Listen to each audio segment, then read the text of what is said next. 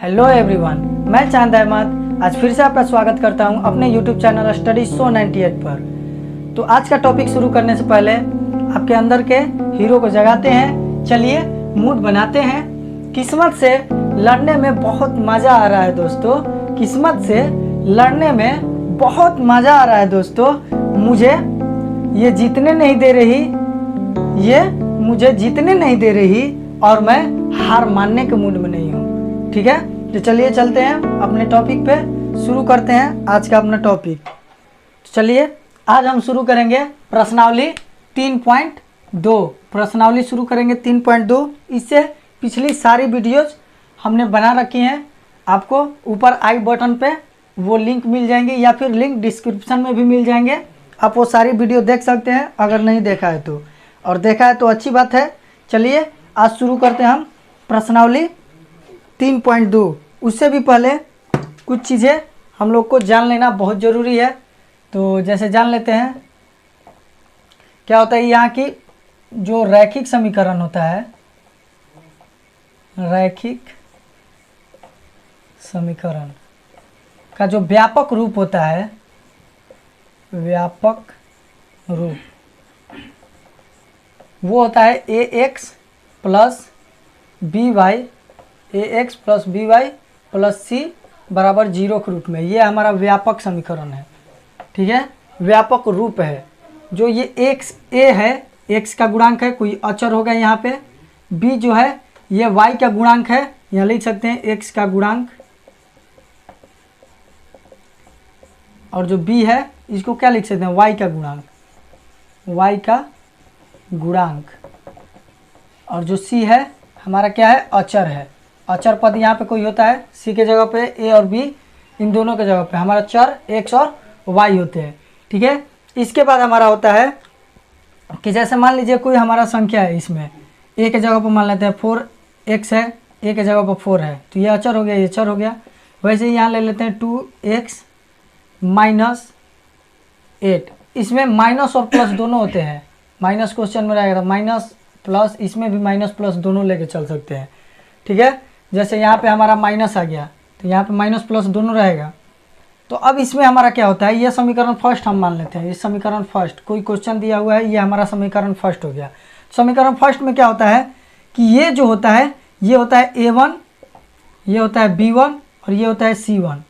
तो यहाँ हम ऐसे इसको लिख सकते हैं। क्या लिख सकते हैं कि a1 बराबर 4, b1 बराबर 2 और c1 बराबर -8। ठीक है, उसी तरह से कोई दूसरा समीकरण हो, जैसे 3x प्लस 5y बराबर 4, ऐसा क्वेश्चन हो, ये दूसरा समीकरण हो, तो एक बात हमको याद रखना है कि RHS में एक भी वर्ड नहीं छोड़ना है, एक भी लेटर को, एक भी अक्षर को नहीं छोड़ना है। तो यहाँ 4 है तो इसको इस साइड ले आते हैं, प्लस 5y माइनस 4 बराबर 0। ये हो गया हमारा समीकरण सेकेंड। अब यहाँ देखेंगे तो समीकरण सेकेंड में ये a2 हो गया, ये b2 और ये c2। तो लिखेंगे a2 बराबर हो जाएगा 3, b2 बराबर हो जाएगा 5 और c2 बराबर -4। ठीक है, इसके बाद हमारा बुक में दिया है एक सारणी दिया है, वो हम आपको लिख के यहाँ दिखाएंगे। ये बहुत ज़रूरी है, इसके आगे के चैप्टर में सारणी है 3.4। वो सारणी हमेशा याद होना चाहिए, तभी आप मैथ बना सकते हैं। वो एक तरह से उसको हम फॉर्मूला भी बोल सकते हैं। तो आइए उस सारणी को बनाते हैं और फिर समझाते हैं। चलिए आइए देखते हैं सारणी जो हमारा है 3.4, उसको हम देखते हैं और समझते हैं। ऊपर यहाँ होता है अनुपातों की तुलना, ग्राफीय निरूपण और बीजगणितीय निरूपण। अनुपातों की तुलना वो है जो हमने बताया अभी, a1 a2 b1 b2 और c1 c2 वही है। जब a1 बटा a2 बराबर नहीं होगा b1 बटा b2 के, तो हमारा ग्राफीय निरूपण कैसा बनेगा, प्रतिच्छेद करती हुई रेखाएं होंगी। जब हमारा a1 बटा a2 बराबर नहीं होगा b1 बटा b2 के, तो ग्राफीय निरूपण प्रतिच्छेद करती हुई बनेगी। जब भी ग्राफ बनाएंगे तो इस टाइप का ग्राफ बनेगा। ठीक है, प्रतिच्छेद करती हुई, एक रेखा दूसरी रेखा को प्रतिच्छेद करेगी, मतलब काटेगी, क्रॉस करेगी। और इसका जो हल होगा केवल एक हल होगा, केवल एक हल होगा या अद्वितीय हल होगा। यहाँ जहाँ काटेगी वही हल होगा। ठीक है, उसके आगे है a1 बटा a2 बराबर हो b1 बटा b2 के और बराबर हो c1 बटा c2 के, तो वो ग्राफीय निरूपण जो होगा उसका क्या होगा, संपाती रेखा है। संपाती रेखा है मतलब दो हमारा समीकरण है, दो समीकरण से दो रेखाएं पारी जाएंगी। एक रेखा ये हो गई और दूसरी रेखा भी क्या होगी, इसी पे आ जाएगी, दूसरी रेखा भी इसी पे आ जाएगी, ये संपाती रेखाएं हो जाएंगी। दोनों रेखा एक ही पे चली जाएंगे तो वो हो जाएगी संपाती रेखा है, जिसका अपरिमित रूप से अनेक हल हो गया। अब एक रेखा ये है और इसी पे एक और रेखा है, तो ये एक दूसरे को हर जगह टच कर रहे हैं, हर जगह काटते जा रहे हैं, यहाँ भी यहाँ भी यहाँ भी।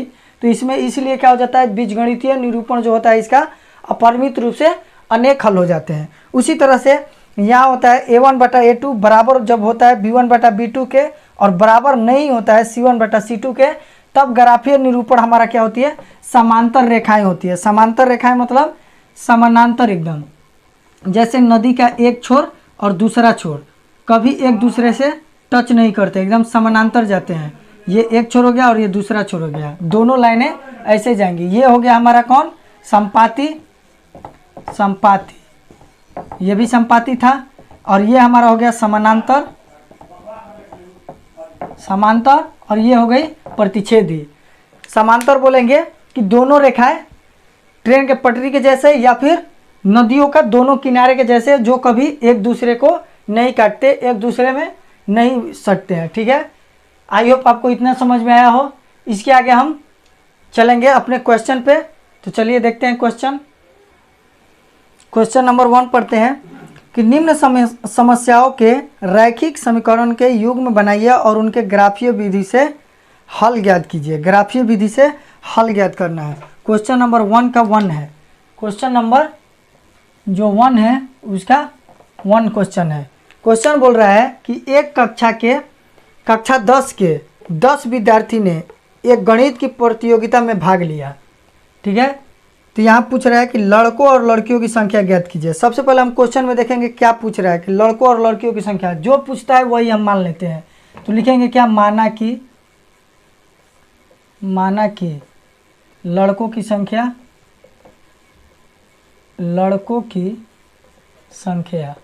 लड़कों की जो संख्या हो गई हमने मान लिया x, और लड़कियों की संख्या, लड़कियों की जो संख्या हमने मान लिया वो मान लिया हमने y। अब प्रश्न बोल रहा है क्या, प्रश्न हमारा खुद बोल रहा है क्या कि कक्षा 10 में 10 विद्यार्थी, मतलब लड़का और लड़की दोनों मिला के कितने हैं, 10 हैं। मतलब x और y दोनों मिला के मतलब जोड़ के, दोनों जोड़ के कितने हैं, 10 विद्यार्थी हैं। तो ये हमारा समीकरण क्या हो गया, फर्स्ट। उसी तरह से अब पुनः प्रश्न से चलेंगे, पुनः प्रश्न से। अब इसके आगे हमारा प्रश्न क्या बोल रहा है, यदि लड़कियों की संख्या लड़कों की संख्या से 4 अधिक हो। ये हमारे हो गए लड़के, ये हो गई हमारी लड़कियां। ये क्या बोल रहा है कि लड़कियों की संख्या लड़कों से 4 अधिक हो, लड़कियों की संख्या लड़कों से 4 अधिक हो। कोई भी चीज़ मान लीजिए, यहाँ पे हम 2 है, यहाँ पे 5 है, इधर 2 है, तो ये कौन है, मान लीजिए कि ये 3 ज़्यादा है, तो ज़्यादा ये है, तो इसमें हम क्या करेंगे, 3 जोड़ेंगे, या फिर ये 3 ज़्यादा है तो इसमें क्या करेंगे, 3 घटा लेंगे, इधर घटा लेंगे या फिर इधर जोड़ देंगे। वही काम यहाँ पे करेंगे हम, जो ज़्यादा होता है उसके जस्ट उल्टे वाले में जोड़ देते हैं। तो ये लड़कियाँ 4 ज़्यादा हैं, तो 4 हमको इधर क्या करना पड़ेगा, जोड़ना पड़ेगा। तो इसमें हम 4 क्या कर देते हैं, जोड़ देते हैं। अब दोनों बराबर हो गए, ये ज़्यादा थी, इसमें 4 जोड़ दिए, ये दोनों फिर बराबर हो गए।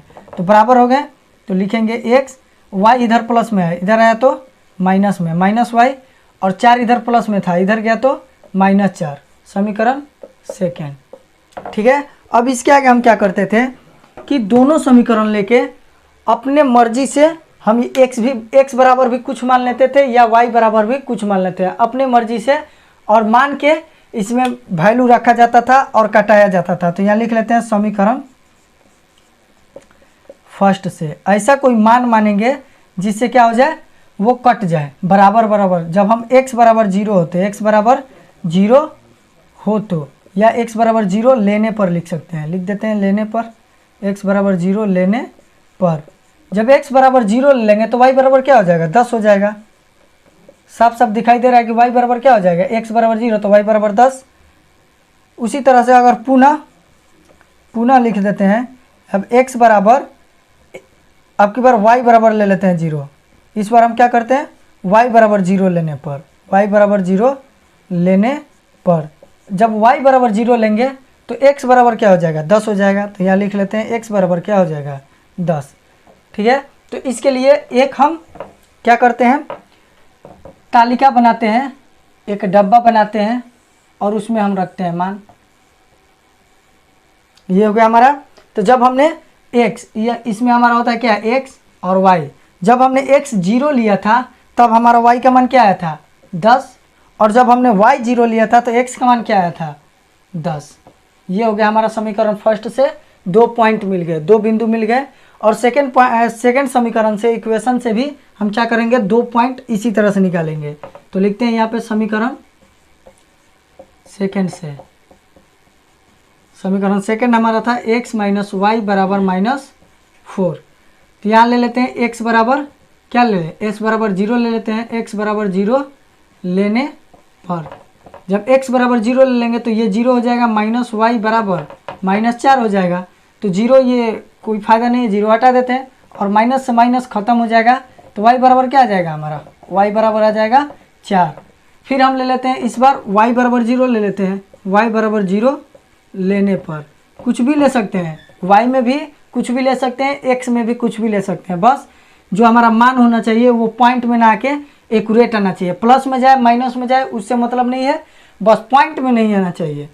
0 लेना है, 1 लेना है, 10 लेना है, 20 लेना है, कुछ भी ले सकते हैं, बस पॉइंट में नहीं आना चाहिए। तो ले लिए 0 लेने पर।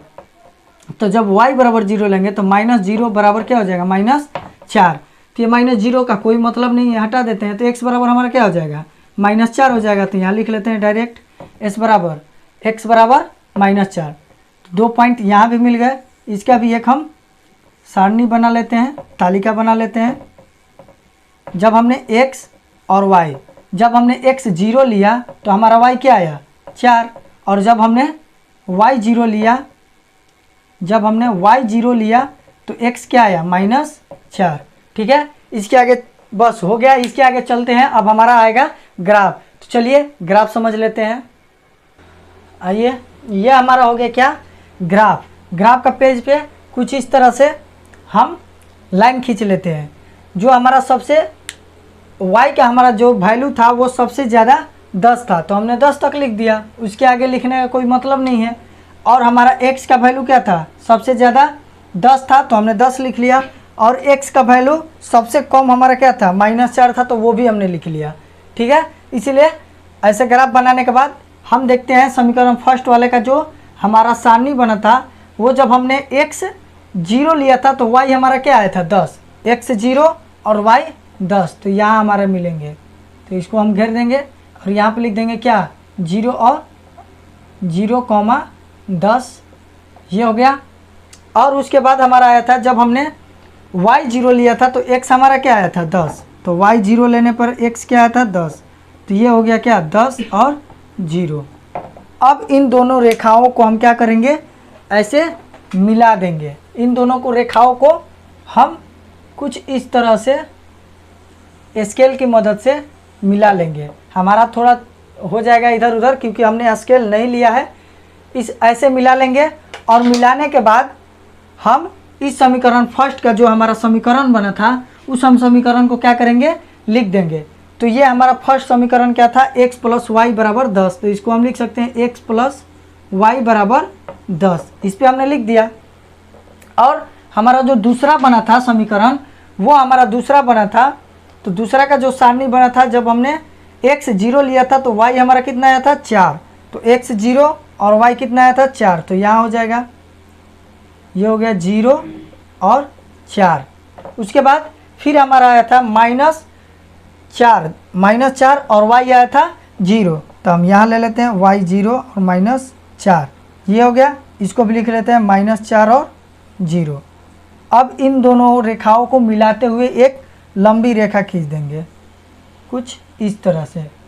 अगर ऐसे खींचेंगे तो हमारा क्या आया, अब हम देखेंगे तो अगर आप स्केल की मदद से मिलाते हैं तो ये जो हमारा कटेगा ये 3 के हिसाब से और ये इधर 7 के हिसाब से। ये हमारा यहाँ पे आके जो कट रहा है, तो इधर से क्या कट रहा है 3 के सीध पे और यहाँ से 7 के सीध पे, मतलब y क्या है 7, और y हमने क्या माना था लड़कियों की संख्या। तो यहाँ लिख सकते हैं क्या, लड़कियों की संख्या।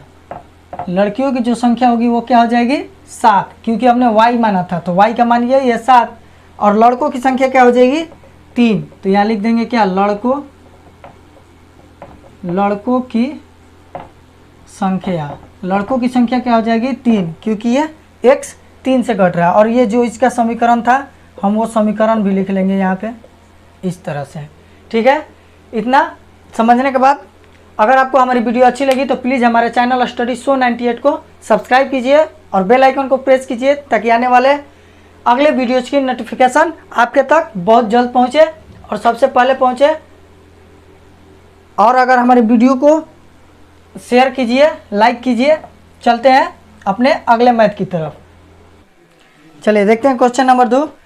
5 पेंसिल तथा 7 कलमों का मूल्य।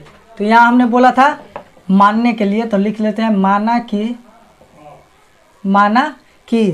अंत में हमारा पूछ रहा है कि एक कलम का मूल्य ज्ञात कीजिए, कलम तथा पेंसिल का। तो पहले जो दे रहा है वही मान लेते हैं। माना कि पेंसिल, एक पेंसिल लिख लेते हैं, एक पेंसिल का मूल्य, एक पेंसिल का जो मूल्य है 100 रुपया है, और एक कलम का मूल्य, एक कलम का जो मूल्य है वो y रुपया है। ठीक है, उसके बाद हमारा बोल रहा है कि 5 पेंसिल तथा 7 कलमों का कुल मूल्य 50 रुपया है। लिख लेते हैं प्रश्न से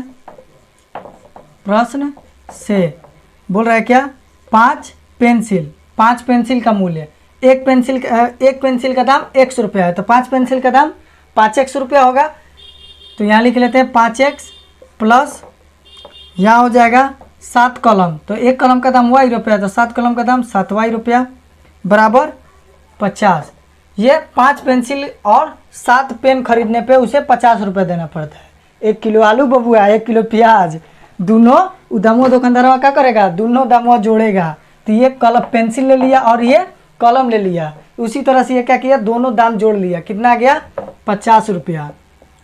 आलू प्याज तो कभी खरीदे होंगे। तो चलिए उसके आगे देखते हैं।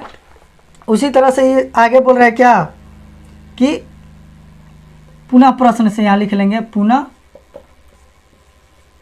प्रश्न से बोल रहा है कि 7 पेंसिल, तो 7 पेंसिल का मूल्य क्या हो जाएगा 7x, और बोल रहा है क्या 5 कलम, तो यहाँ लिख सकते हैं 5y। ये भी दोनों दाम जोड़ेगा, जोड़ के उसका दोनों दाम कितना है 46 रुपया। ठीक है, इसके आगे 46 के बाद हम क्या करेंगे, समीकरण ये सेकंड हो गया, तो लिखेंगे यहाँ समीकरण फर्स्ट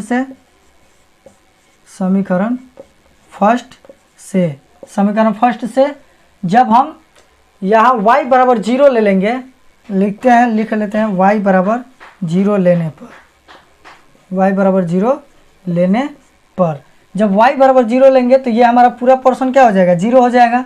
0 में 7 से गुना करेंगे तो 0, तो ये 5x प्लस 7 गुने 0 बराबर क्या हो जाएगा 50। तो ये 5x बराबर क्या बच जाएगा हमारा, यहाँ बच जाएगा 50। तो 5 गुने में इधर रहेगा तो भागा में चला जाएगा, तो 5/50 मतलब 50/5, 10×5 50। x बराबर क्या आ गया हमारा 10, x बराबर 10। उसी तरह से हम फिर से क्या लेंगे,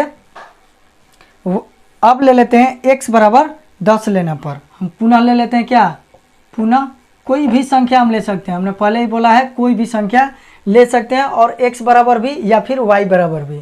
तो हमने एक y बराबर ले लिया, अब x बराबर भी ले लेते हैं, या फिर दोनों y दोनों x ले सकते हैं, कोई दिक्कत नहीं है। पुनः x बराबर 10 लेने पर बस शर्त इतना है कि वो संख्या पूरी डिवाइड हो जानी चाहिए, कट जानी चाहिए, पॉइंट में ना आए या फिर पूर्णांक में ना आए। जब 10 ले लेंगे x बराबर, तो यहाँ 10 मान रख देते हैं, तो क्या हो जाएगा 5। हमने x बराबर 10 लिया है, नहीं y बराबर 10 ले लेते हैं।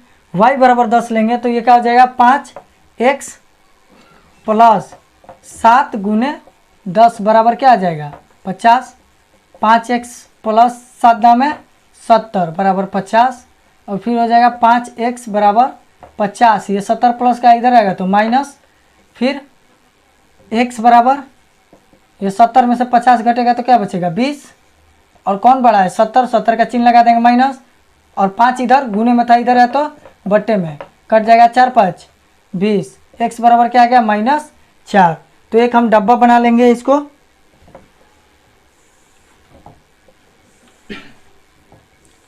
एक डब्बा बना लेते हैं और इसमें लिख लेंगे क्या x y। जब हमने y 0 लिया था तब हमारा x कितना आया था 10 और जब हमने y 10 लिया था तो हमारा x कितना आया -4। ठीक है, इसको थोड़ा सा मिटा के चलते हैं आगे। ये देखते हैं समीकरण सेकंड से हमने लिख दिया। समीकरण सेकंड हमारा था 7x प्लस 5y बराबर 46। ठीक है, तो इसमें हम ले लेते हैं क्या, हम कुछ भी मान सकते हैं अपनी मर्जी से। यहाँ ले लेते हैं x बराबर 8 लेने पर, ले लेते हैं x बराबर 8 लेने पर, बस कट जाना चाहिए। ये हमने प्रक्रिया पहले ही करके रखा हुआ है ताकि आपको देर ना हो, जल्दी जल्दी वीडियो लंबा ना हो और हम जल्दी जल्दी आपको बता पाएँ। तो जब 8 ले लेंगे तो 7 गुने 8, x के जगह पर 8 रख दिया प्लस 5y बराबर 46। ठीक है, यहाँ पे थोड़ा सा लिख लेते हैं, जगह है, बोर्ड तो हमारा आपको पता है कि बहुत बड़ा बोर्ड रखे हैं हम। तो यहाँ कर लेते हैं 5y बराबर ये 7 8 56 हो जाएगा। तो इधर था हमारा क्या 46 और ये 56 प्लस का था, इधर है तो क्या हो जाएगा -56। तो 5 को भी हटा लेते हैं, y बराबर डायरेक्ट लिखते हैं। 46 में से 56 घटेगा तो बचेगा क्या -10 बटा में 5, तो 5 दूनी 10, y बराबर क्या आ जाएगा हमारा -2। ठीक है, अब पुनः यहाँ ले लेंगे क्या, यहाँ भी आ जाते हैं पुनः अब क्या ले लेंगे, एक बार हमने क्या ले लिया 8 ले लिया, अब ले लेते हैं x बराबर -2 लेने पर, x बराबर -2 लेने पर जब x बराबर -2 लेंगे तो यहाँ हमारा 7 गुने क्या हो जाएगा -2 प्लस 5y बराबर 46 हो गया ये 46। इसके बाद हम गुना करेंगे तो 7 दूनी 14, माइनस का 14, इसके आगे माइनस, इसके आगे plus, plus minus -14 plus 5y बराबर 46। ये -14 इधर जाएगा तो +14 हो जाएगा, तो 46 प्लस 14 और y बराबर क्या हो जाएगा 46 प्लस ये क्या हो जाएगा 14। ठीक है, अब ये 46 और 14 को ऐड करेंगे तो आ जाएगा 60 बटा में 5, 12 5 60। y का जो मान आएगा हमारा क्या आ जाएगा 12। तो इसका हमने 2 सारणी निकाल लिया, 2 बिंदु निकाल लिया, दोनों का अब सारणी बना लेते हैं। ये x हो गया और ये y हो गया। जब हमने x बराबर क्या लिया था 8, x बराबर 8 लिया था तो y बराबर आया था क्या -2 और जब x बराबर लिया था -2 तो y बराबर क्या आया था 12। ठीक है, इसके बाद हमारा होता है ग्राफ। तो चलिए ग्राफ बना लेते हैं। आइए इस बार हम देखते हैं क्या, हमने 2-2 का गैप ले लिया, जैसे हमने पिछले ग्राफ पे बताया था उसमें हमने 100-100 का गैप ले लिया था, इसमें हमने 2-2 का गैप ले लिया। 1-2 नहीं लिखा, 2 4 6 8 लिख लिया ताकि हमारा बड़ा ना हो जाए। ठीक है, तो इसको हम अब जब मिलाएंगे तो हमारा क्या था सारणी, जो पहला समीकरण था उसका था हमारा x बराबर 10 और y 0, तो x 10 और y 0, ये हो गया x हो गया हमारा क्या 10 और y 0। उसके बाद हमारा था अगला कि x -4 और y 10, x -4 और y क्या था हमारा 10, तो ये हो गया -4 और इधर जाएंगे तो 10, तो यहाँ हमारा मिलेगा कुछ बिंदु यहाँ इस टाइप पे होगा, यहाँ लिख देंगे क्या -4 और 10। अब इन दोनों रेखाओं को क्या करेंगे मिलाते हुए, एक दोनों बिंदुओं को मिलाते हुए एक हम रेखा खींच देंगे। ठीक है, ये मिलाने के बाद स्केल से खींचना है, खैर हम तो ऐसे ही खींच रहे हैं बस आपको समझाने के लिए, वैसे ये कल हमने समझा दिया है ग्राफ के कॉपी पे, अगर जिसने नहीं देखा वो देख ले ताकि समझ में आ जाए। ठीक है, ये मिलाने के बाद ये हमारा समीकरण फर्स्ट का था, तो जो हमारा समीकरण फर्स्ट था वो इस पे लिख भी सकते हैं 5x plus 7y 5x plus 7i y बराबर 50 था, लिख लिए। उसके बाद हमारा दूसरा जो डब्बा बना था वो था x 8 और y -2। तो x हो गया हमारा 8 और y हो गया -2, तो यहाँ और यहाँ मिलेंगे, यहाँ पे लिख लेते हैं x हो गया 8 और y -2। अब x -2 और y होना चाहिए 12, x -2 और y 12, तो ये -2 है और ये 12 है, यहाँ पे मिलेगा, लिख लेंगे -2 और 12। अब इन दोनों बिंदुओं को क्या करेंगे, ऐसे खींचते हुए हम एक रेखा मिला देंगे, एक लाइन खींच देंगे ऐसे मिलाते हुए, ठीक है। और ये जहाँ हमारा काटेगा वही हमारा क्या हो जाएगा, आंसर हो जाएगा। तो इसमें हमने स्केल से नहीं मिलाया है तो हमारा इधर उधर मान जा सकता है। स्केल से मिलाने पर ये हमारा मान जो होगा वो सही सही कटेगा, कुछ 3 और 5 पे कटेगा। कुछ आप लोग का जब ग्राफ बनाओगे स्केल से नाप के तो आपका जहाँ कटान बिंदु मिलेगा यहाँ पे मिलेगा, क्योंकि हमने स्केल से नहीं मिलाया है तो हो सकता है इधर उधर चला जाए, क्योंकि ये भी दूरी सेम नहीं है, ये भी दूरी सेम नहीं है, और जो रेखा खींच रहे हैं वो भी एक लाइन में नहीं है, टेढ़ा टेढ़ी है, तो इसलिए हमारा ऊपर भाग जा रहा है। आपका जो आएगा यहाँ पे आएगा, मतलब x बराबर आएगा हमारा क्या, x बराबर, आंसर देख के बता लेते हैं। जो आपका x बराबर आएगा, मतलब पेंसिल का मूल्य जो हमने माना था x, वो x आएगा हमारा क्या, 3 रुपया। हमने बताया यहाँ से यहाँ तक जाएंगे तो 4 और 2 और 4 के बीच में क्या आएगा 3, और 3 हमने माना था क्या, ये x है, तो x को हमने क्या माना था, पेंसिल का मूल्य, तो यहाँ लिख सकते हैं क्या, पेंसिल का मूल्य। पेंसिल का मूल्य जो हो जाएगा वो क्या हो जाएगा 3 रुपया। और पेन 4 और 6 के बीच में मिलेगा, 4 और 6 के बीच में मिलेगा, तो 4 और 6 के बीच में क्या आएगा 5, और इसको हम, ये क्या है y, तो y को हमने क्या माना था, कॉलम का मूल्य, क्या लिख देंगे, कॉलम का मूल्य। कॉलम का मूल्य जो हो जाएगा हमारा क्या हो जाएगा 5 रुपया, ठीक है। हाँ हो गया। चलिए तो बस आज के लिए बस इतना ही, मिलते हैं अपने अगले वीडियो में इसके अगले क्वेश्चन के साथ।